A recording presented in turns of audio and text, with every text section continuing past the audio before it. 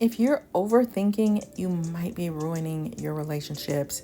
And yet, that is the thing that drives someone who has a fearful avoidant attachment style crazy, crazy when it comes to their romantic relationships because they overthink. They overthink because they don't know. They're searching for answers that they can't find. They're looking for a roadmap that either doesn't exist or nobody has told them of it or showed them how to get to where they're trying to get to. So they live in a box of overthinking. I can recall a conversation that I had with one of my friends, and after we had this conversation, I started to notice how simply people often greet each other. Like somebody says, "How are you?" And they go, "Fine, and you?" And it's so simple. There's nothing complex about it. And yet, my friend in the conversation told me, she said, "Tam, we're not like most people. Most people are kind of dry and simple, but we're kind of flowery and we think deeply about things and we have color, a lot of color to our personality." And there are a lot of other people who have color to their personality too. I'm not saying that, but there are some people who are really like, there's something yummy about them because of their simplicity, because they convey how to live in a non complex way. And so when they're interacting or they're doing things, it's just simple. Think of people that you know who are married and they're very simple. They're not complicated. They don't wear fancy hairstyles. They don't put on makeup. They don't try to be cute. They don't try to be funny. It just is what it is. I am me. You are you. I accept you. You accept me. And this partnership works.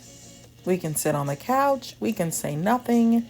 We may argue. We may never argue. But it's just very simple. And I think when you have a fearful avoidant, they're usually going to have some color and some depth to their personality. Why? Because they've been through some things. They didn't have that like meat and potatoes. And it's just that. They didn't have that kind of life.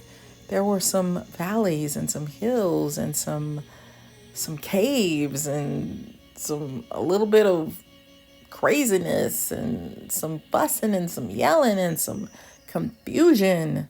So you're gonna get an interesting person, but simple, they are not. But if they could learn to stay in the present moment, they might stay in the relationship. If you can get them to not overthink, now it might flip them into a person who's less interesting. However, maybe the relationship could be better if they dialed down the overthinking. Can you have a really big, fun personality and be super simple in your approach to relationships where they don't feel like they are entertainment value or that they have to be perfectly beautiful or say all the right things? That's what drives the exhaustion and the "I'm quitting, I'm done, I'm running away." Sometimes that is the thing, is they are too in their heads, too trying to be perfect, too thinking that you're going to leave them if they don't entertain you enough or if they don't fulfill your desires in the most exotic way. So they need to understand that it's okay to just keep things simple sometimes. But I don't know if they know how to do that, but that is a key. And one of the tricks is present moment. What are you doing right now? Because they tend to be way in the past where things didn't work out, replaying that, or in the future of doubt, where they don't know if the sun is going to shine as brightly or if the clouds are going to come back out. They don't know. So if they can stay in the present moment, that means You're enjoying the conversation that you're having now. You're not worrying about tomorrow. You're not stuck in yesterday. You're just doing the best you can right now. In the intricate landscape of human relationships, the fearful avoidant attachment style emerges as a poignant narrative of longing intertwined with trepidation. Those who embody this attachment style navigate the turbulent waters of intimacy with a profound sense of ambivalence, oscillating between a fervent desire for connection and an overwhelming fear of vulnerability. Central to this dynamic is the phenomenon of overthinking, a cognition that ensnares the fearful avoidant individual, often leading to a cascade of emotional turmoil. At the depth of this experience lies a paradox. The yearning for closeness is inextricably linked to an apprehension that breeds self doubt and anxiety. The fearful avoidant individual may find themselves ensconced in a cycle of relentless nation, dissecting every word, gesture, and glance exchanged with their partner. This incessant overthinking serves as both a shield and a prison. It protects them from potential heartbreak while simultaneously imprisoning them in a web of uncertainty. Each interaction becomes a source of scrutiny as they grapple with the fear of misinterpretation and the dread of emotional exposure. In relationships, this internal conflict manifests in myriad of ways. The fearful avoidant may struggle to articulate their needs, fearing that such expressions will invite rejection or criticism.